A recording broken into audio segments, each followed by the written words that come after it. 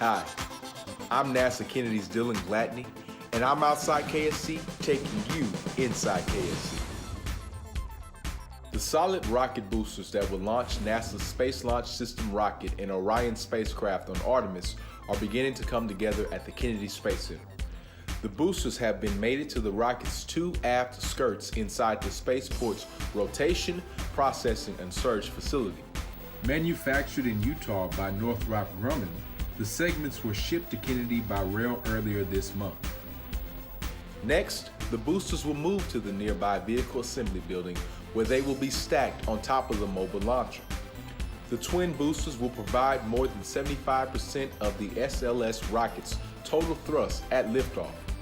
Artemis will then test the SLS and Orion as an integrated system, leading up to human missions to the moon. Oh, say can you see?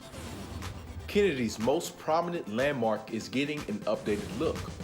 The NASA logo and American flag on the south wall of the 525-foot tall Vehicle Assembly Building are being repainted.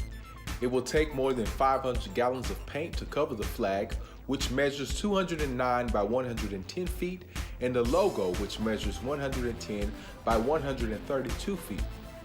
HM2 and HIS painting of Titusville, Florida are completing the massive paint job. The iconic building was last repainted in 2007 following repairs due to hurricane damage.